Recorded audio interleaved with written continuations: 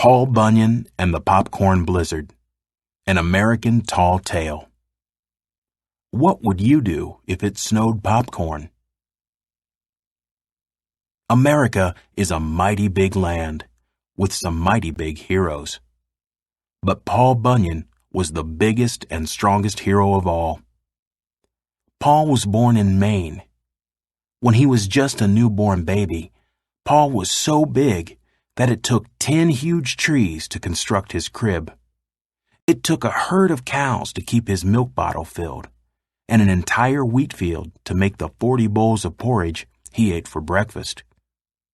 As fast as some babies grow in 10 years, Paul grew in a single month. His mama had to be very creative when making clothing for her unusual son. She used wagon wheels for the buttons on his shirt.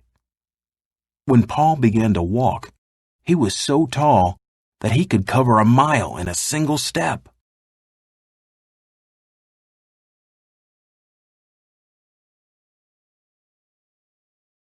Paul's father taught him how to swing an axe and cut down trees.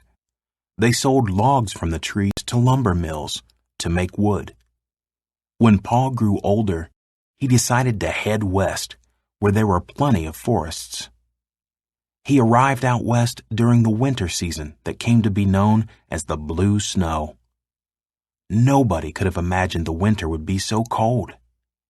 That air was so frigid that people there shivered and turned blue just thinking about it.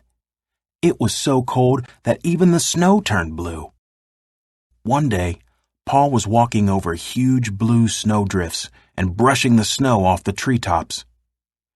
He was listening to the wind howl when suddenly he heard another sound. It was the sound of a baby animal crying. Paul searched in a snowdrift that was as tall as a mountain. Then he pulled out the biggest, bluest baby ox he had ever seen. Paul named him Babe. From that moment on, Paul and Babe were best friends, and they were never apart.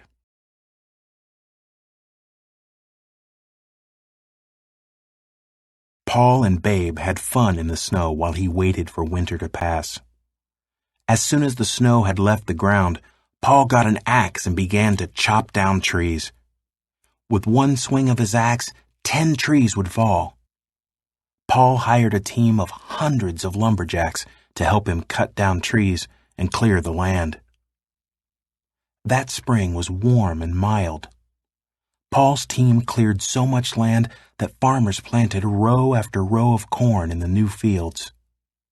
When summer came, the sun got hotter and hotter, and the corn stalks grew taller and taller.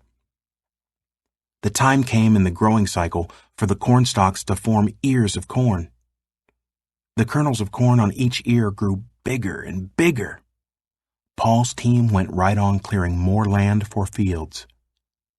One day, when the sun came up, it was scorching. The lumberjacks couldn't work.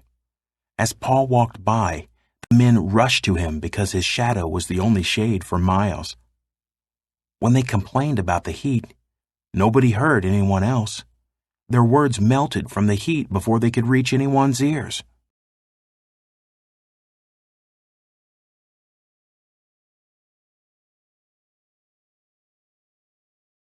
All of a sudden, the corn started popping.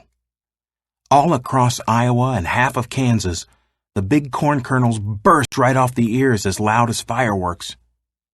No one predicted the heat would cause the kernels to pop the way they did.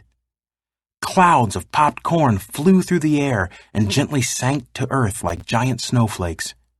In fact, Paul's lumberjacks thought the popcorn kernels were snowflakes. "It's a snowstorm," they shouted.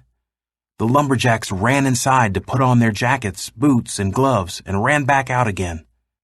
Then they began to make popcorn snowmen. They made popcorn balls and had popcorn snowball fights. As for Paul, he just stood and watched his lumberjacks and grinned. He saw that in all the excitement, everyone forgot to think about the heat. He knew his team would soon be back at work chopping trees, refreshed by the popcorn blizzard.